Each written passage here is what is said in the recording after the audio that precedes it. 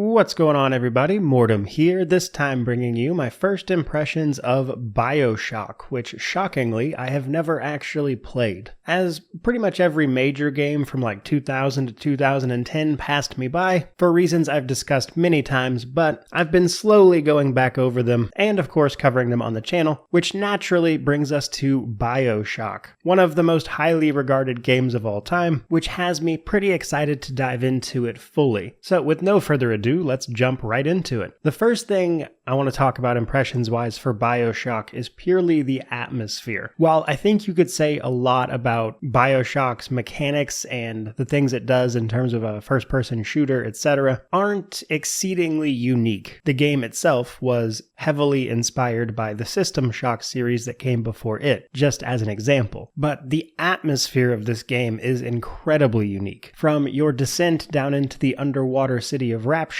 and the rather amoral goings-on therein, the likes of which include genetic experiments, people driven mad by power, mutilating others, etc., etc. It gets pretty rough. But all of that blends to make an atmosphere that is both really quiet and exceedingly dangerous at the same time. But next up, I want to mention a little bit about the narrative. Now, despite having never played this, because this game is so popular, I am aware of most of the plot simply via word of mouth over the last 15 years, and given that I know the plot and I haven't even played this game yet, I'll probably be actually going full spoilers for the review, but for this video I'd simply like to leave it at the introduction to the game is deceptively simple for what I know is coming, and the intro itself is filled with little allusions about a plot reveal that happens later that I'm aware of, and yet all of that aside, what really happens is that a plane crashes that we happen to be on, and then our character Jack has to swim to the visible landmark of a lighthouse nearby, which then brings us to the highly dysfunctional city of Rapture, and thus begins our FPS adventure. Now, on the combat side of things, I would say the game is a little less impressive here than I was expecting, and this honestly was probably my own thoughts about it going into it, as the game itself is rather old, but the combat is a bit on the floaty side. And while it can certainly be fun and tense, especially when you start dealing with the plasmid powers, which are effectively genetic superpowers that allow you to shoot lightning or fire out of your hands, all while either bashing an enemy or filling them full of holes via a Tommy gun. There's a lot to enjoy about combat. It just feels a little bit floatier than I was expecting, and the range on the melee in particular is kind of weird, in the sense that I have more range than I was expecting to have, but the rest of the game is fairly linear, which makes progression relatively simple. Using the advances of the City of Rapture, we'll be genetically modifying ourselves with plasmids and tonics, which convey all sorts of benefits to us. There are ultimately 4 tracks of tonic use that we can have active, which are broken down into subcategories of things like the actual plasmid powers, and then more passively oriented stuff for physical tech, that kind of stuff. But in order to upgrade this stuff, we have to gather Atom, which involves dealing with the Little Sisters and Big Daddy enemies, which presents us with, I would say, the main choice of the game, which is either rescuing or harvesting the Little Sisters for their Atom. Atom being a compound that allows the genetic restructuring of all the plasmid technology, which is also apparently highly addictive. But you deal with those enemies and then use the resource gained from them to upgrade the slots that you have available for your various upgrades, in addition to things like health and Eve increases, Eve essentially just being mana. And overall, it's a relatively simple system, but it's kind of the situation where they did a lot with a little, as a lot of these powers that you get will interact with the environment in various ways, and also affect different enemies in various ways, which is a great way to keep you actively engaged with what is going on around you, as opposed to just spamming a button at enemies. And that's before we even discuss things like difficulty modes, etc. But that said, I think that's roughly where we'll start to wrap it up for this impressions video. Impressions wise, I'm very impressed with what I'm seeing. Again, the atmosphere in particular is incredible, and all of the environments are incredibly discomforting, I will say. And the combat is pretty fun to boot. But as I move to review this title, a few things just worth mentioning. This is a relatively short game. The story is like a 10-hour experience, and then doing everything for 100% is like 20 to 30 hours, all of which I will be doing via the remastered version, which actually just comes with the game when you buy it on Steam. You get both the original and the remastered version, with most of what the remaster adding being things like 4K support, high-res textures, controller support, etc. In terms of content, it just adds the extra challenge rooms, which are more of an after you beat the game kind of thing, alongside a bunch of director's commentary, etc. But with this game being relatively on the short side, I fully expect to have this review probably up by like Friday, maybe Saturday. For today, that is going to wrap it up, so I hope you are looking forward to the review. If you are, like, comment, subscribe, all that YouTube jazz. But regardless of any of that, truly, thank you so much for watching, as honestly, you watching and listening to even these parts of the videos is what is enabling me to do this for a living and go back and play all of these games from 15 plus years ago that I missed and finally get to enjoy them for the first time. So truly, thank you. May you wander in wisdom and have an amazing day.